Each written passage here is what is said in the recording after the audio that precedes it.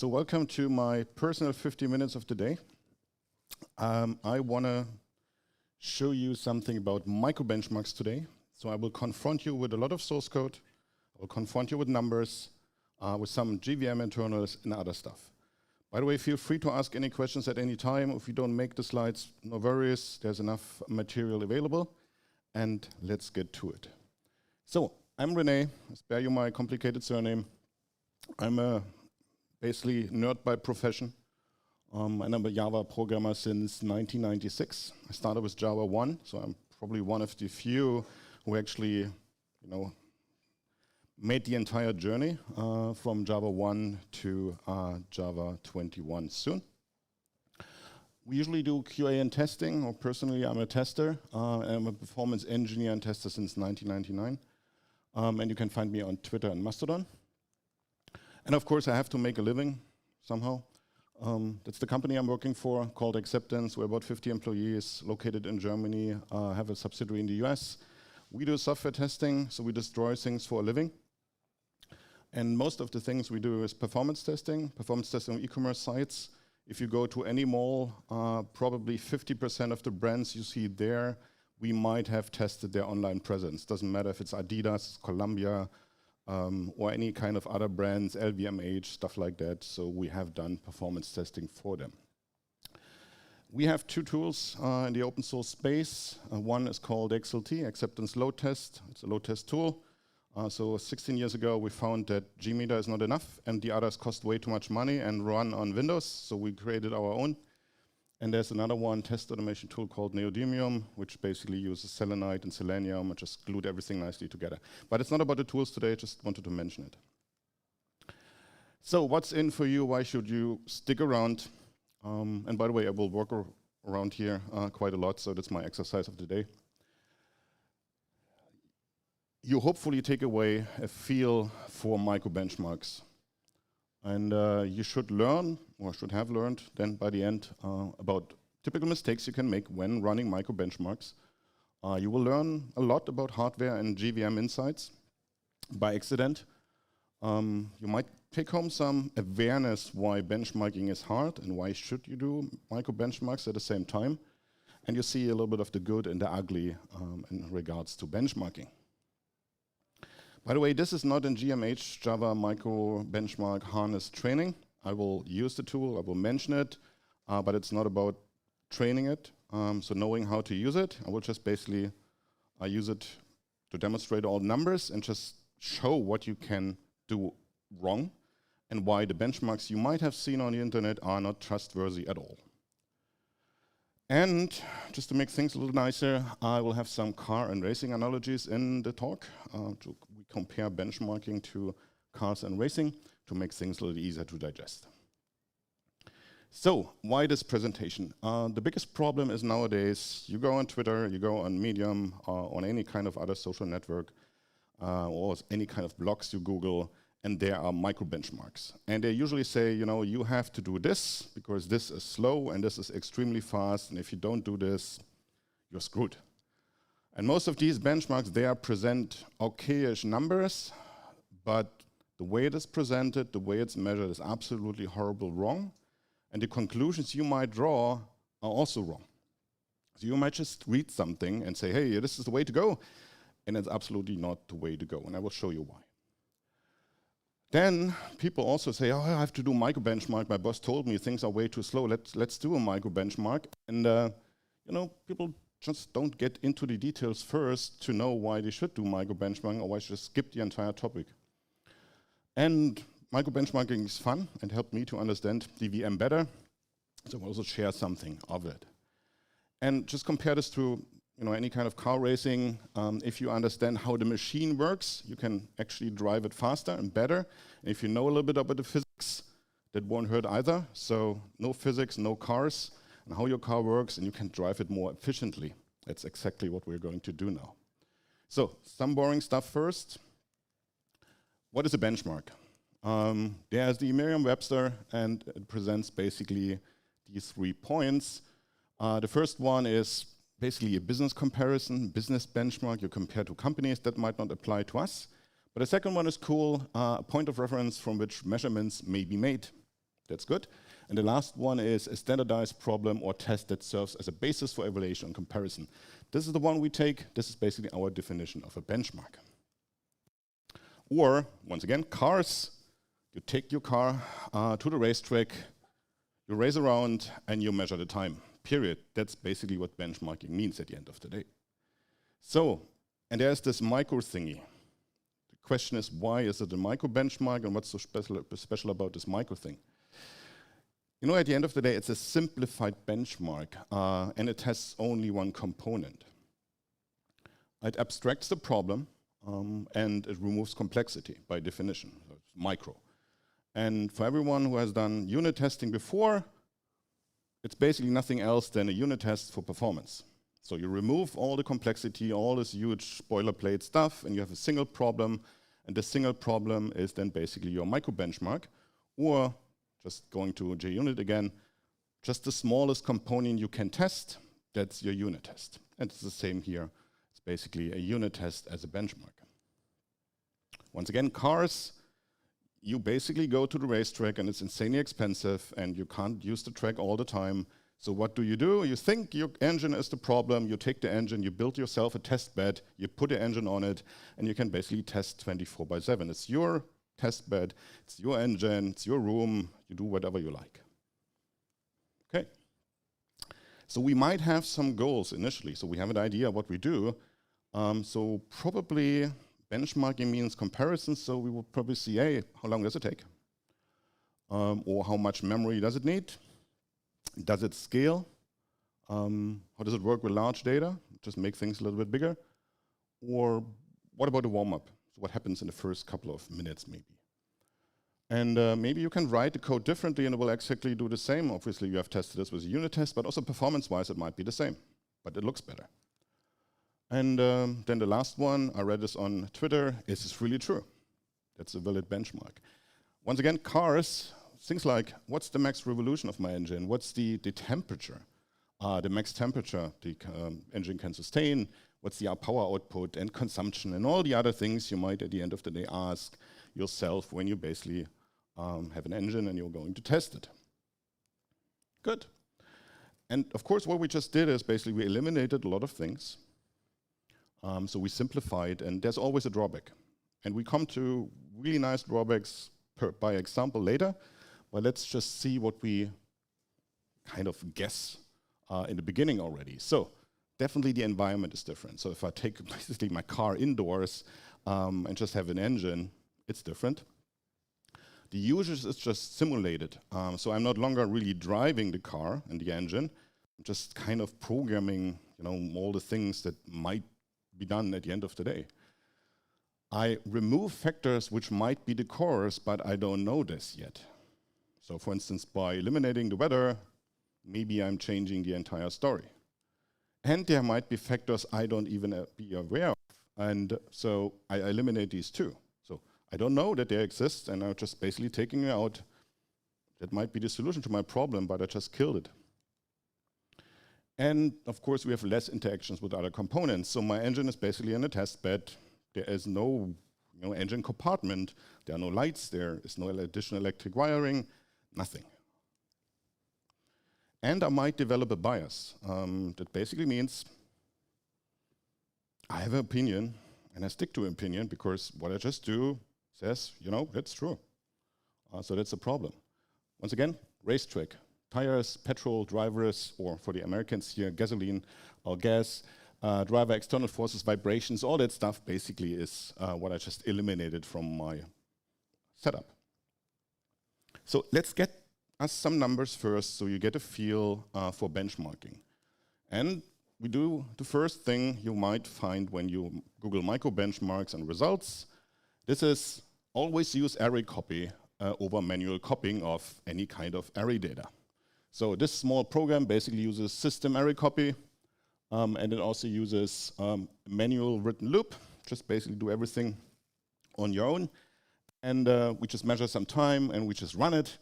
And we see that system copy takes 2,600 nanoseconds, and the manual copy is basically 5,700, give or take, first round. And it's slightly faster, the second round, 4,600, 4,500. So the internet says every copy is faster. We just confirmed it. We're done. Maybe, maybe not.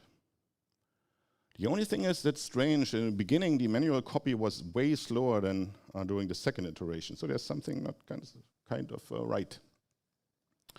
Second example. You read this on the internet. Always use string builder and always size your string builder. Never ever copy strings together manually. Standard string concatenation. So never do this. Oops. Because it's absolutely evil. String builder is the way to go. Well, you know, we just basically wrote something, we measure it, and here we go. Pure string usage is, well, I don't even know how big the number is, it's just insanely big. So it's really, really slow. Second time it's a little faster, but string builder, you know, really shines. It's way faster, and if we size the string builder correctly, it basically flies like hell. So it's confirmed what the internet says is true. At the end of the day, string builder size is the fastest thing we can do. Okay. And the last one, you know, streams are horrible, lambdas are horrible. You should never use this because it's the slowest way to write Java code. Let's see if this is really true. The first one, we have a large array of integers. We just want to sum them up and just have the average at the end of the day outputted. So we do this in a manual fashion. We use a stream. And then we use a parallel stream. Because obviously everything parallel is faster. So, results, okay, manual is way faster, confirmed, streams are horrible, lambdas are bad, and then obviously parallel things are a little faster, which also confirms what the internet says. Everything parallel is faster than everything you do in a single thread, and manually interactions with your code are way better than any kind of streams. Cool, we're done. Thank you very much. Obviously, everything you just saw is garbage. It's absolutely nonsense what you just saw. The code is cool, it works by definition, but it just confirms what the internet says and it's absolutely horrible wrong. Please don't take anything of this home because it's wrong. So what could be wrong? The thing is, there was no warm-up. Just, you know, talking cars again. We had a Le Mans start. So the driver jumps into the car, starts it, and races. That's what we did. It was just one round. We repeated this 2 times or 3 times. We just measured the time, just the time. The make and model, in this case, the GDK was always the same. And the racetrack, my machine, was always the same. So we haven't used any kind of other racetrack. We never did the different model. We just basically raced it, and also the weight of the car, which could be, for instance, the memory settings, the same. So we have never varied any of this. Okay, let's see. We already have seen that some of the numbers are kind of comme ci, comme ça, so they're not really steady. So therefore, we want to have something when we test. First of all, you want to have repeatability. When you have a unit test, you want to repeat this. If it's different the next time, something is totally wrong. So we want to have this here. We can repeat the test anytime we want, and it should be relatively cheap. We want to predict the outcome. So if you don't change the thing, it's always the same outcome. Never anything changes. We want to have changeability. So if we change something, so basically the code we are testing, we can quickly execute. We know that there will be a predictable and repeatable result, and we can do this. We want to have it also controllable in the sense of, I can move this to another machine, I can move this to another GDK, and it will still work and give me some measurements. And I want to be able to debug stuff. So I have a kind of a small program. I want to actually read what it's doing. So I don't want to attach a debugger. By the way, if you attach debuggers to anything you do performance measurement-wise, it's garbage. You never, ever will get anything out of it. So it's always only no debugger only. And then, of course, we want to understand this. So if your test or your benchmark is so complex that you can't share it with the world, something's wrong. So these are the famous large pull requests someone will approve, but nobody will understand. Okay, true goal, we want to learn and understand by changing details under controlled conditions. That's what a micro benchmark is. We want to turn a knob a little bit, and see what happens. That's the entire idea. And if we're lucky, we can even reasoning or have certain proof about our changes. And what we had just done is basically proving some ideas we might have had before. Okay. We need a tool. First of all, if you have something that runs for 30 seconds or longer, you don't need a benchmark tool. You might just execute your program and just time it manually. That's totally fine. You need a benchmark tool when something is either extremely large and you just have to load it and you need a tool that basically creates traffic, then you need a tool. But if you have just something that evaluates, let's say, CSV data and crunches it and takes, let's say, 30 seconds, and you want to tune it down to 20, you can do this easily manually. You don't need any kind of benchmark tool for that. And of course, you don't want to reinvent the wheel again. If you spend 2 days on writing the tool and 2 hours on benchmarking, something's wrong. You want to rather do 2 hours of setup and 2 days of benchmarking. And we want to basically use something that's proven. And so we get to the micro benchmark harness, CMH, written by some of the GDK guys. That's the definition. It's open source, it's compact, it's used by the entire OpenGDK team. It's written by the guys from the OpenGDK team. And it's written in a certain way that it knows what the GDK does under the hood. So certain things that could be wrong are basically already in the framework in a certain way addressed so that this is not just getting into your way. Okay, let's get to our challenges, and now we will have a lot of code and a lot of numbers. By the way, I will share the presentation afterwards on Twitter and Mastodon. And if you like, you can also just come up and you can then basically do all the code stuff on your own. So it would be great if we can just dig into all the examples step by step and just figure out what's wrong. We don't have the time. So I will speed up the process a little bit, and you just have to believe me. So I'm not the internet. I'm just basically a speaker here. Please believe me. You might question me afterwards. I might be wrong too, but stick with me.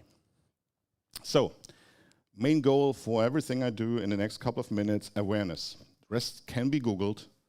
And I don't give you a full view, it's just 270 degrees instead of 360. Okay, let's get started. First of all, how do you measure time? You might have seen this before. It's kind of a nonsense question, but how do you measure time in Java? Anyone?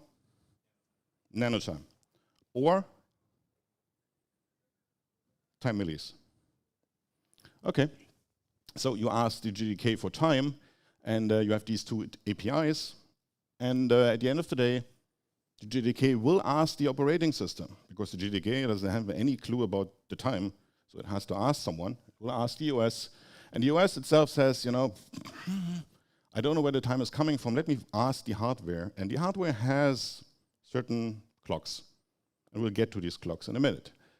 So just imagine you have a 3 gigahertz CPU, which is typically what you get from Google or Amazon as one of the standard machines there. It runs 3 gigahertz. That basically means a single clock cycle is 0.33 nanoseconds. So one instruction takes about 0.33 nanoseconds in a very optimal condition, of course. And a modern CPU can do more than 1 instructions at a time, so about 5 or 6. So during 1 nanosecond, you can do about 18 instructions under optimal conditions. So you can do a lot in 1 nanosecond. But the thing is, we just have nanotime to measure something. So we can't measure anything smaller than a nanosecond. And even a nanosecond is already a lot. So if you change something that just are 18 instructions, you have a problem. You can't measure this at all. And by the way, bad news, you can't even measure 20 nanoseconds reliably. So 1 nanosecond is impossible.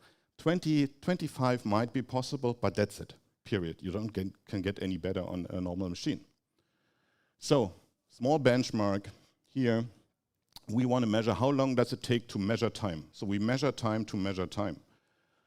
If we run this, we will get to these numbers, 25.51. On my notebook here, it's a T14S with an AMD chip from Lenovo. So it takes 25 nanoseconds to measure time. That's basically what we can, it's the latency. It doesn't get any faster. And if you read continuously the time, so we just ask it again and again and again, and we will just see what the difference is. And you can see the numbers look kind of a little odd. There's always a 5 or 4 at the end. And the distance is between 30 and 40 nanoseconds. So I can't even get a really fine granularity in between. It just takes quite some time. And then, at the end of the day, it's their course. So what we have to do here, we just asked a mathematician in the room, and he will say, how about this? You execute often and you only want a measure once, and then you divide it. So this is what we are going to do. So instead of doing one round on the track, which takes 2 minutes and 15 seconds, and because our stopwatch has no seconds at all, we just do 100 rounds, and we measure 225 minutes, which is totally fine, and then we divide this by 100, and we get to the time of 2 minutes and 15 seconds. That's what we do during micro benchmarks. We are not measuring a single iteration, we measure a lot of iterations, because measuring time is inherently difficult. So it's the first thing you have to keep in mind. If you see a number in a micro benchmark and it says 2.5 nanoseconds and the other one is 2.9 nanoseconds, it might be true if you do this measurement there, but 0.9 nanoseconds are about 1 clock cycle, about 6 instructions. So it's not really a huge difference. And then you have many clocks. If you have a normal machine, that's a selection of the clocks you might have available to actually read the time. Some of them are real-time clocks in the sense of, it's the watch you have. And others are special times. This kind of the TSC is the timestamp counter. It's not really a clock. It just measures the difference between 2 calls. So it's a relative number, not an absolute one.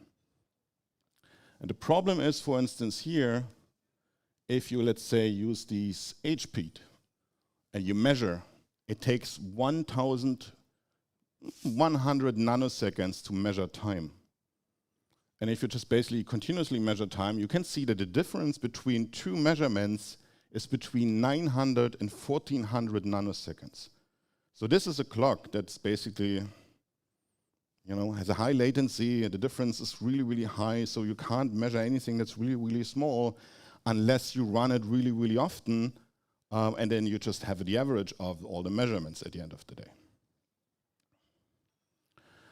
If you switch between these clocks, which by the way is possible if you run the Linux machine, and if the clock is available, you can switch between HPEAT and TSC, for instance, and you see that instantaneously your clock gets better again. So if you benchmark on any kind of machine, clock is the first question to ask. Do I have a clock that's reliable and gives me numbers that are meaningful? Otherwise, anything you measure might be a little bit off, especially when you measure not long enough. These are just the lines you can use if you want to switch the clock. So let's get to the GDK. And you might remember the example from the beginning, array copy. So we have 2 arrays. We have one array, one copy of array copy, and the manual loop, and we just run it, and we get to these numbers. So if we run GDK 11, it's manually 152 nanoseconds. The system copy and array copy are a little bit faster with 130. And then if you do GDK 17, 19, or 20, you can see that the numbers are not the same. The manual loop is almost all time the same, but the system copy and array copy are getting faster. So GDK 20 is 120 nanoseconds. It's definitely faster than before. They changed a lot of the intrinsic implementations. And then we just basically use Graal, because someone told me Graal is the holy grail, and it's insanely fast. It's not. That's the latest and greatest version of Graal.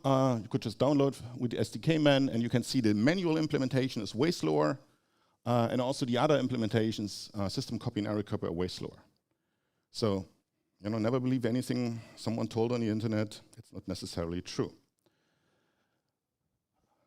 So, lifecycle and frequencies. What we just did was just benchmark a little bit. We didn't pay any attention to how your program runs. But this is typically the first question you have to ask. The code I have, when does it run? In the beginning, at the end, under arrow conditions, Maybe once, maybe twice, maybe a lot of times, maybe the entire time, I don't know. And how often is it called, especially from where? Is this a single place, multiple places? Could this be something that's later on inline, which is a way of efficiently turning the code into a large chunk of code by copying your code into other pieces? And then this is all what basically the mystical JDK, GVM, and hardware does, all these things. And we have large benchmark here. Once again, I will share this afterwards. What we do here is we have an array with numbers. We filter the array. Everything that's even will be counted at the end of the day and summed up. Everything that's odd will be dropped. So let's run it. If we run this as a lambda cold, it's about 690,000 nanoseconds.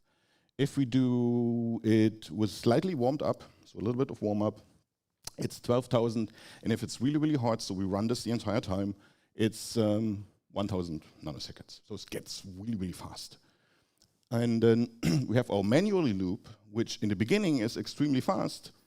And then at the end, it's slower than a stream.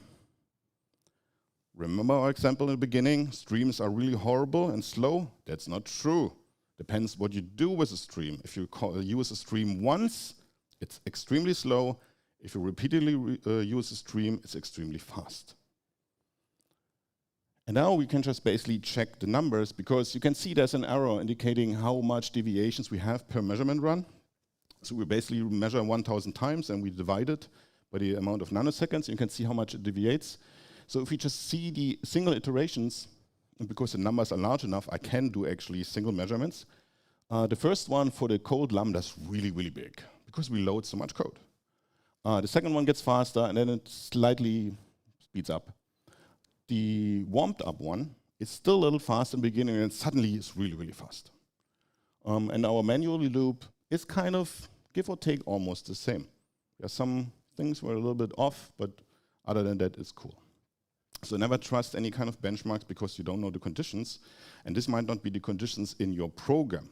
So if you run startup code, it might just be executed once, and you want to tune it, and you do a micro benchmark, you will never figure out why it's slow, because you always, under standard conditions, a benchmark is always hot code, and you're not measuring the right things.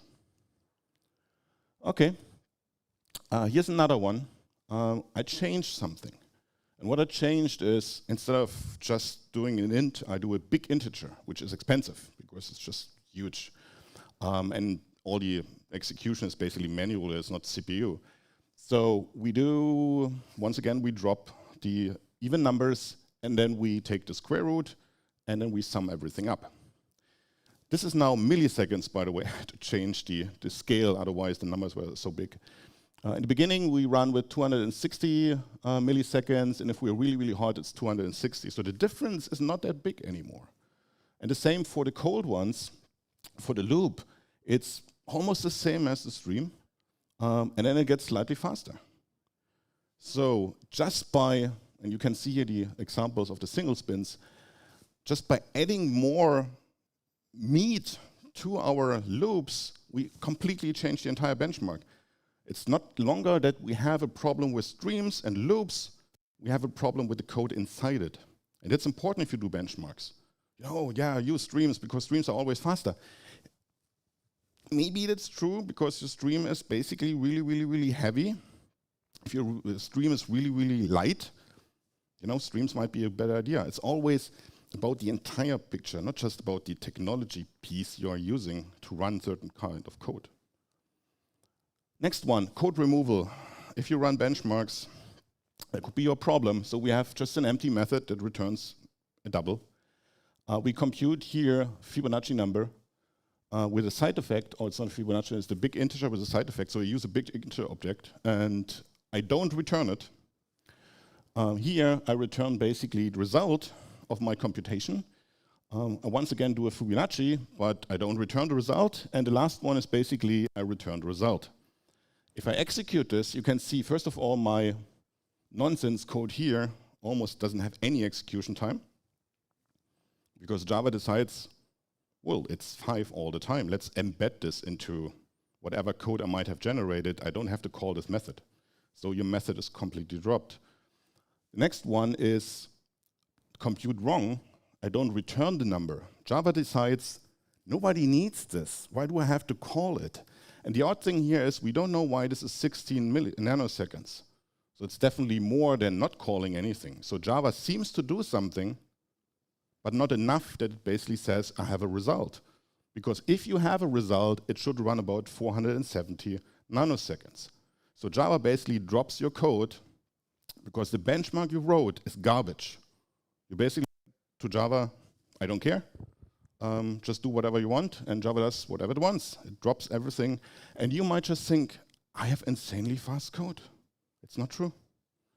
And then the other thing is, if you have a side effect, so basically we use an object, Java doesn't drop everything. It does a lot, but drops only a little. So you can see the difference is 100 nanoseconds.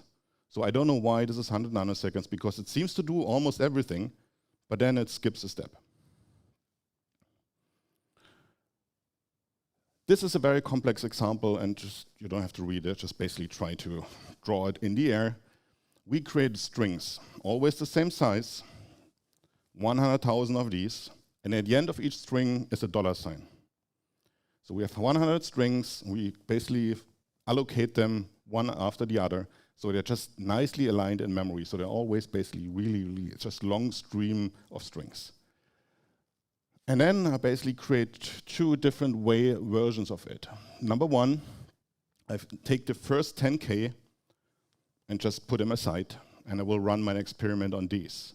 The next one, I shuffle all these strings and take the first 10K, put them inside. So number one, I have basically everything as laid out in memory, and the other one is just random. If I now execute this test, I run into a problem that's called caching, which actually is not a problem, but it's something that will screw up all your benchmarks. Because on the left side, that's what you see. On the right side, this is what the hardware architecture looks like. So the CPU is free to move around memory and optimize things and avoid loading of things, because going to memory is expensive. It takes 200 nanoseconds. Sticking to the cache is 2 nanoseconds. So the CPU says, oh, let's move all the memory up, and I will be way faster.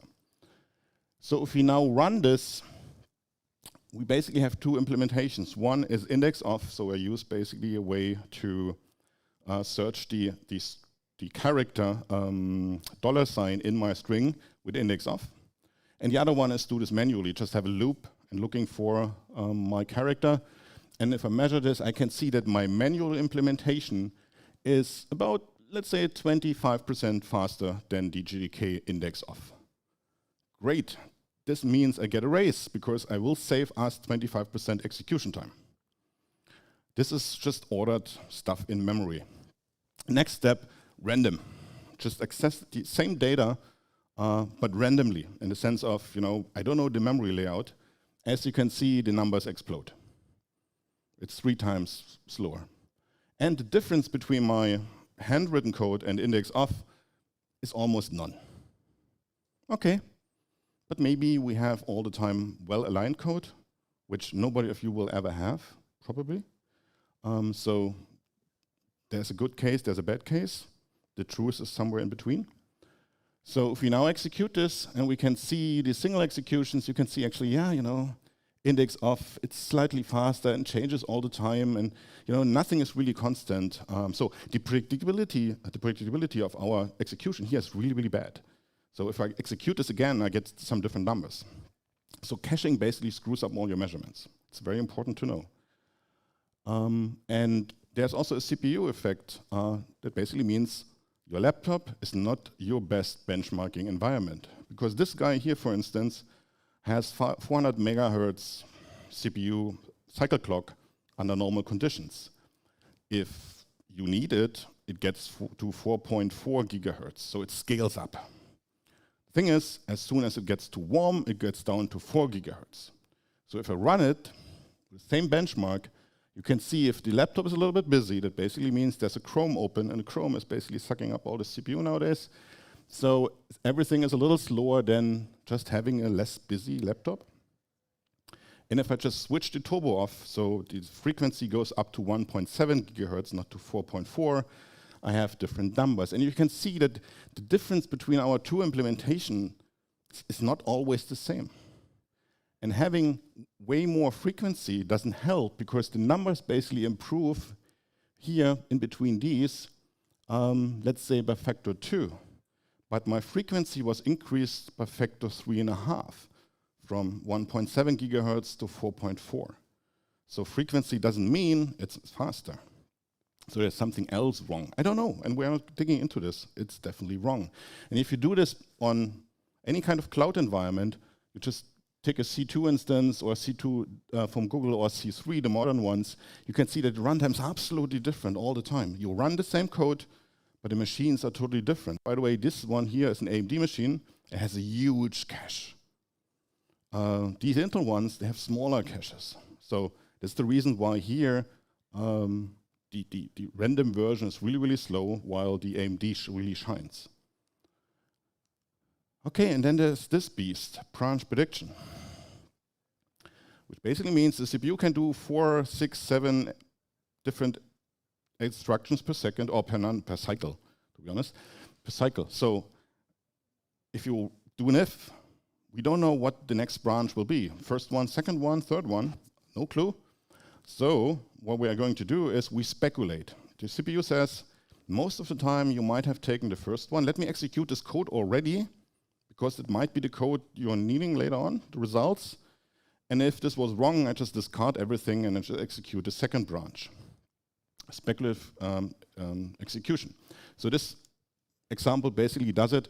I have a sorted array, I have an unsorted one, I have an array with a pattern. So basically, it's branch A, branch B, branch A, branch B. And the second one, the pattern 5, is basically 4 times branch A, 1 times branch B, 4 times branch A, 1, and so. And the last one is a shuffled pattern, so I basically take pattern 2 and shuffle it again. If we execute this one, you can see that the unsorted one and the shuffled one, basically it's unsorted 2, are really slow. It's 14,000 nanoseconds.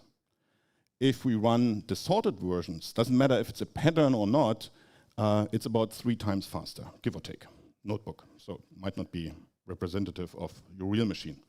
If I do this on GDK 7, I almost get the same measurements, except that the pattern 2 is slightly faster. And there's a feature in the GDK you can turn off, which means block layout by frequency. So the GDK does what the CPU does. It just checks what's the most common branch and tries to compile the code differently. And suddenly you can see that the unsorted version gets way faster, even on 17, and the pattern 2 and pattern 5 change their runtimes. So the problem we have is the GDK optimizes the code in a way that's basically working against the CPU and everything gets slower. This means branch prediction works against my code because I have data that might have a certain layout which I don't have in production, which screws everything up.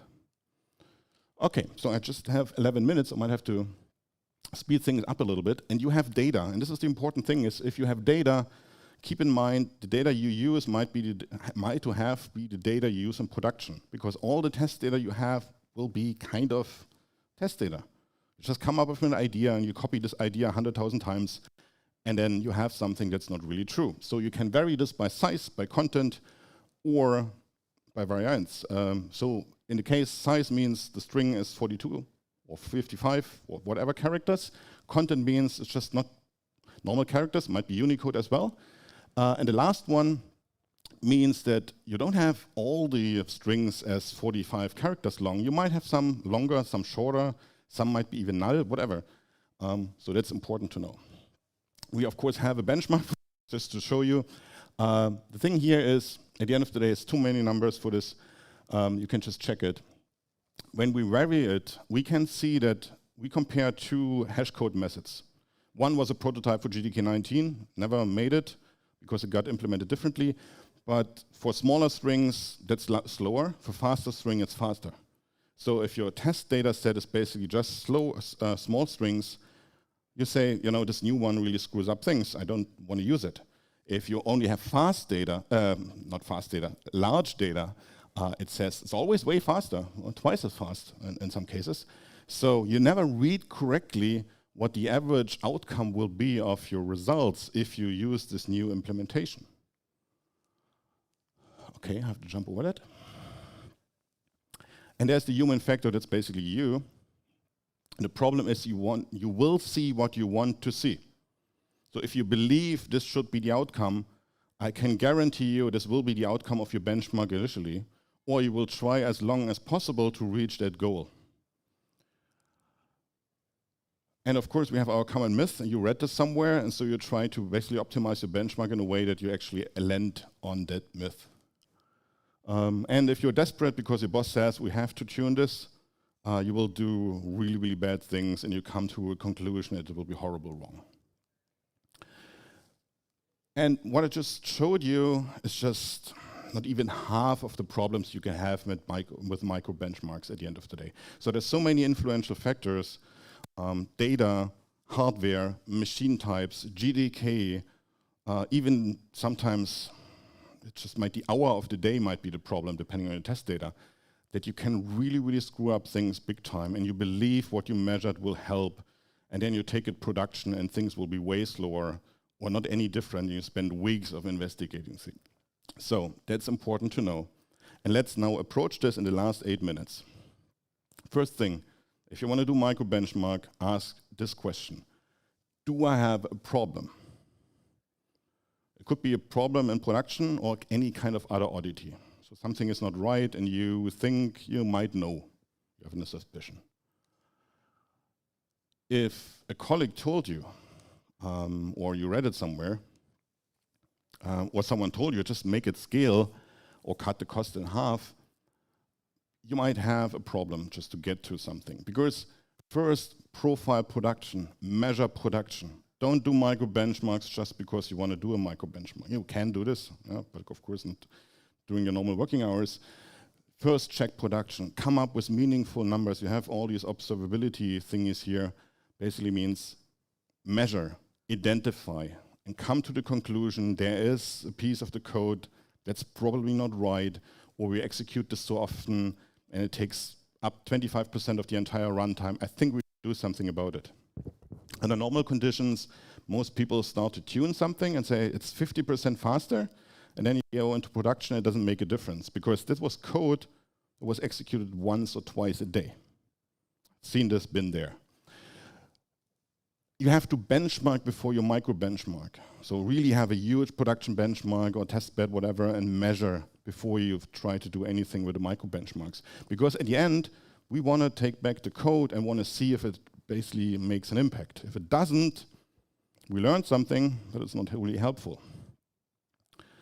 And maybe you have to instrument also your code first. For instance, during startup, you might not know why this thing takes 50 seconds to start up.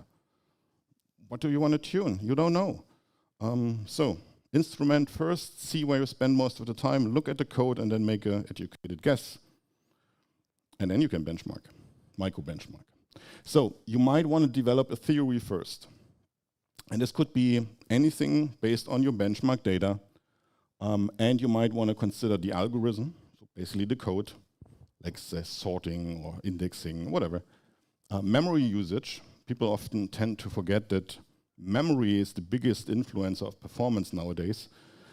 Our cloud says we have 30% CPU usage. We definitely don't have a CPU or performance problem. It must be something else, which is often not true. And let's say in 70 to 90% of the cases, because the CPU doesn't go up because the memory is the problem. You don't get enough memory. You don't turn around memory quickly enough to load the CPU itself. The CPU is mainly waiting the entire time because your memory is way slower than your CPU, about 200 times slower. And then we have, of course, things like, there might be caching effects you have to consider. There might be dependencies like I/O, for instance, or you might have a problem with scale. Next one is a proper test case. So isolate your problem. Just, you have a huge code blob, just try to cut it down to something meaningful where you can run a micro benchmark on, and you can run this again and again. Repeatability is really important. You have to avoid to rewrite the code. Try to use the code you have in production, use the API, that's it. If you rewrite it, you probably change already the outcome. Don't remove code just because you think it's not important. It might be important because at the end of the day, it gets compiled, it just clutters up the CPU or any kind of cache. Even so it's not executed or not often, it might be the problem.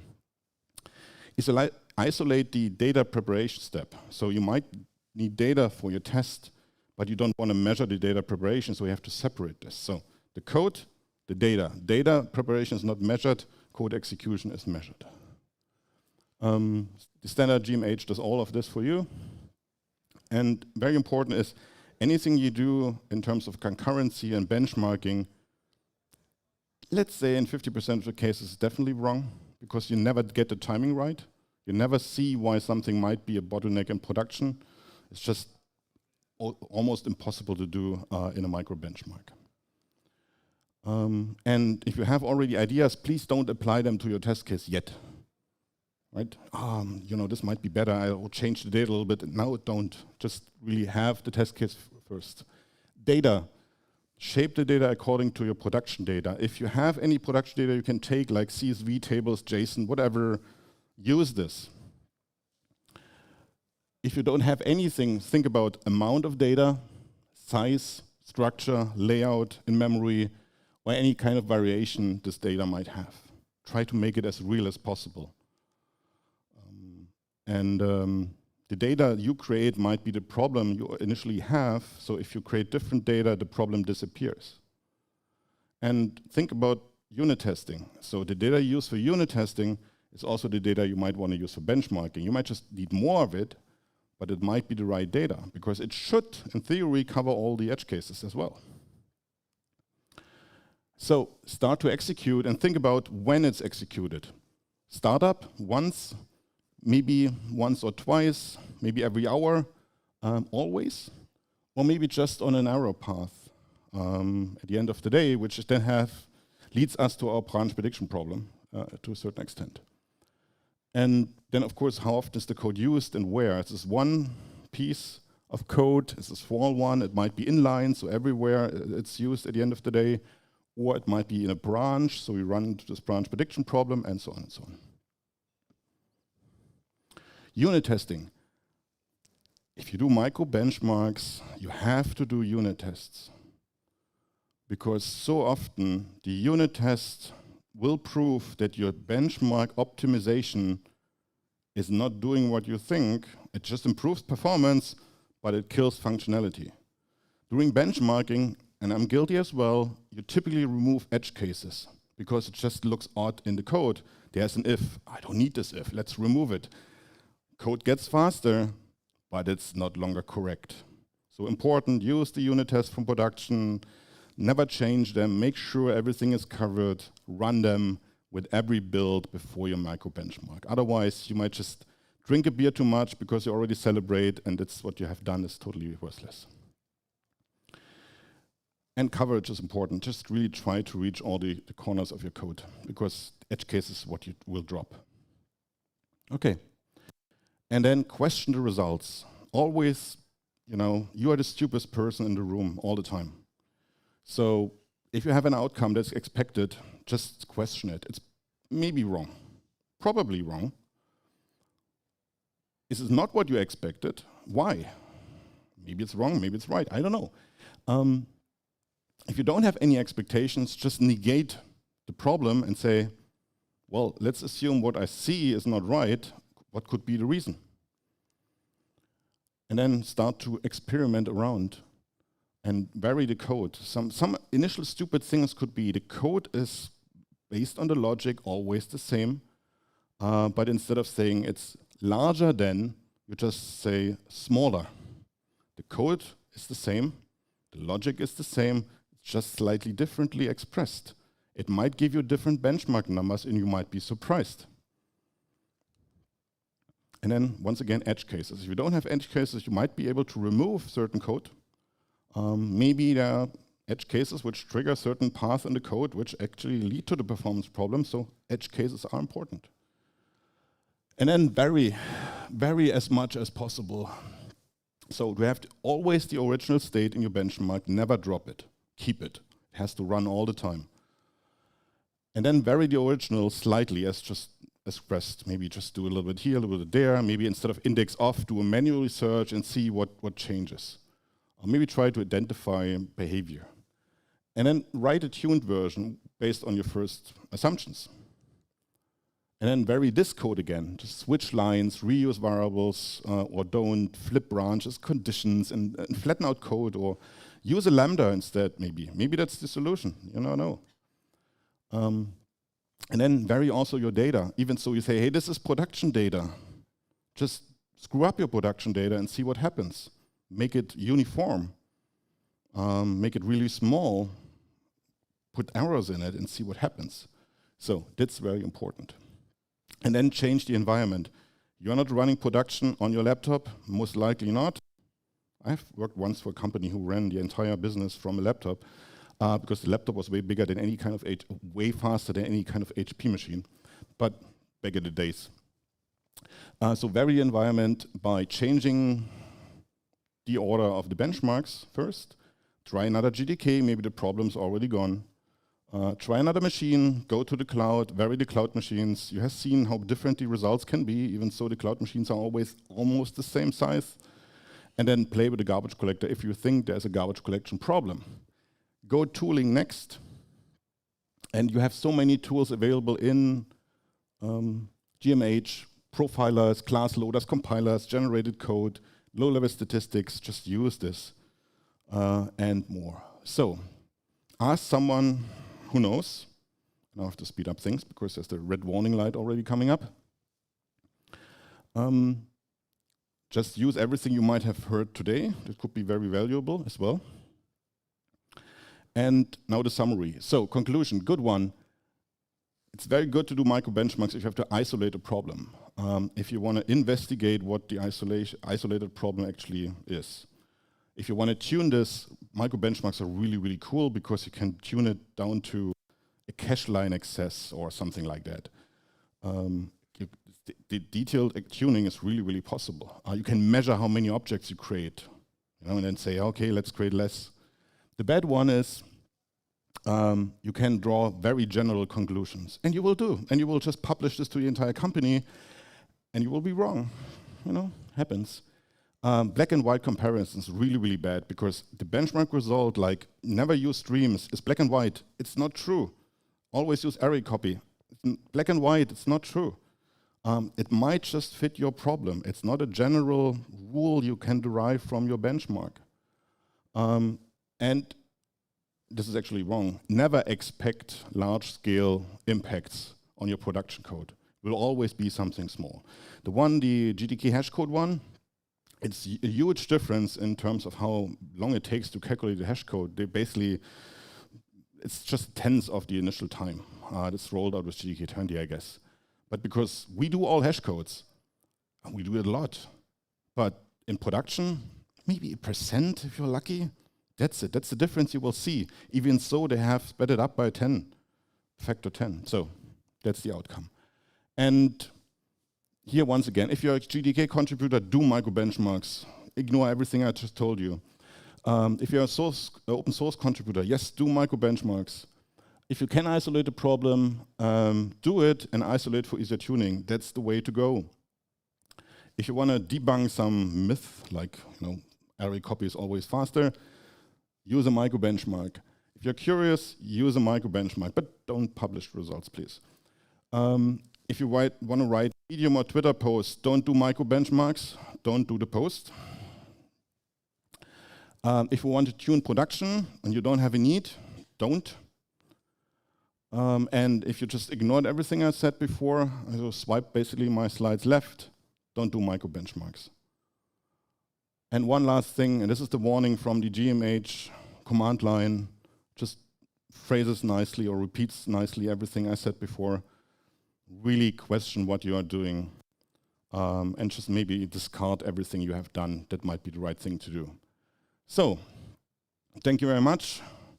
If you have any questions, feel free. And for the first 3 questions, I have nice bags here, the company logo if you like. I think we're up on time, so just come up ask questions, and thank you for your patience. And if anything else comes up, feel free to share. And you might want to see me again, maybe not. Tomorrow at 2:30, same time.